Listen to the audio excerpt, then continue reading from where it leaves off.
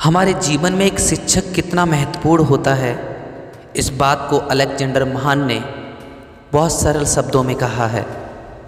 उन्होंने कहा, मैं जीने के लिए अपने पिता का ऋणी हूँ, पर अच्छे से जीने के लिए अपने गुरु का।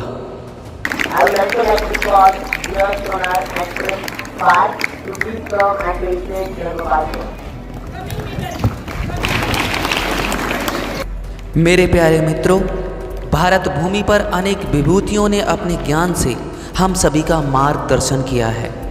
उन्हीं में से एक महान विभूति, शिक्षाविद, दार्शनिक, महान वक्ता एवं आस्थावान विचारक डॉक्टर सर्वपल्ली राधाकृष्णन जी ने शिक्षा के क्षेत्र में अमूल्य योगदान दिया है और उन्हीं के जन्मदिन को हम शिक्षक दिवस के रूप में मनाते हैं। डॉक्टर सर्वपल्ली राधाकृष्णन की यह मान्यता थी, यह सही तरीके से शिक्षा दी जाए तो समाज की अनेक बुराइयों को दूर किया जा सकता है, मिटाया जा सकता है।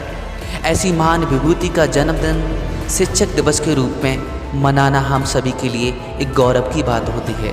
डॉक्टर सर्वपल्ली राधाकृष्णन जी के व्यक्तित्व का असर था कि 1952 में उनके लिए संविधान के अंतर्गत उपराष्ट्रपति का पद सृजित किया गया और 1952 भारत के प्रथम उपराष्ट्रपति बने। 1952 से 1962 तक उपराष्ट्रपति पद पर रहने के बाद वे 1962 में भारत के द्वितीय राष्ट्रपति बने। आखिर कब से हम मनाते हैं शिक्षक दिवस?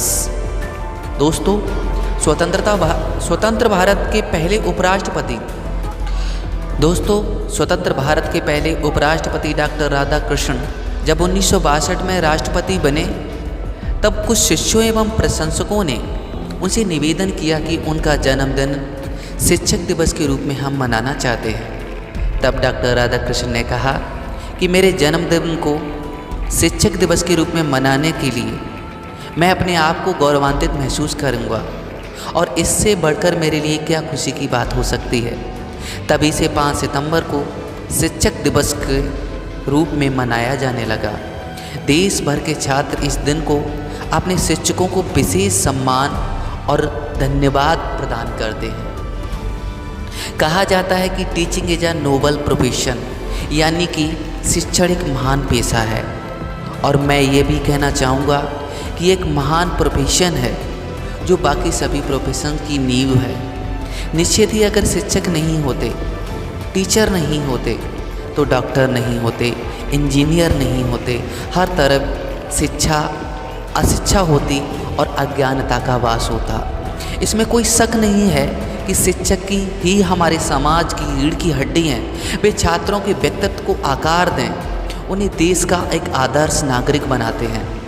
मित्रों, ये कहना अतिशयोक्त बिल्कुल नहीं होगा कि अगर द्रोणाचार्य नहीं होते तो अर्जुन नहीं होता, अगर रामकृष्ण नहीं होते तो स्वामी विवेकानंद नहीं होता, अगर आचरेकर नहीं होते तो सचिन तेंदुलकर नहीं होता।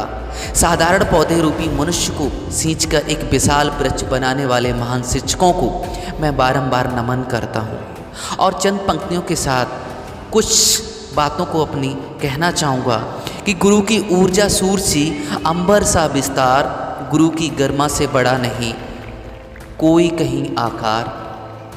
दोस्तों, कुछ बातें आज शिक्षक दिवस के अवसर पर मैं राधाकृष्णन से जुड़ी कुछ एक रोचक किस्सा आपसे शेयर कर रहा हूँ। एक बार एक प्रतिभोज के अवसर पर अंग्रेज़ों की तारीफ करते हुए एक अंग्रेज ने कहा, ईश्वर हम अंग्रेज़ों को बहुत प्यार करता है।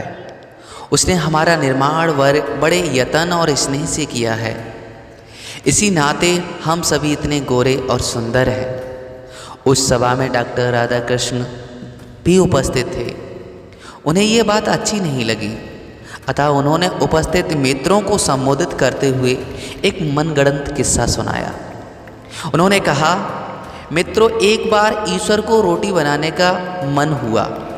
उन्होंने जो पहली रोटी बनाई वह जरा कम सिकी, परिणाम स्वरूप अंग्रेज़ों का जन्म हुआ। दूसरी रोटी थोड़ी कच्ची रह गई।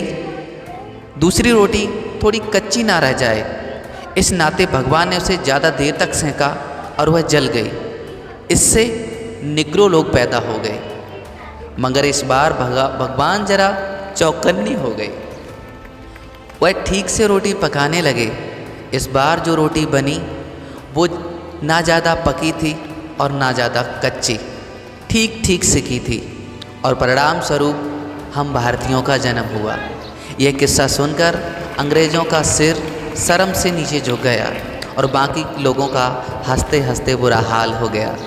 मित्रों, ऐसे संस्कारिक एवं शिष्ट उत्तर से किसी को आहत किए बगैर डॉक्टर सर्वपल्ली राधाकृष्णन जी ने जो भारतीयों को श्रेष्ठ बना दिया, उनका मानना था कि व्यक्ति निर्माण एवं चरित्र निर्माण में शिक्षा का विशेष योगदान होता है।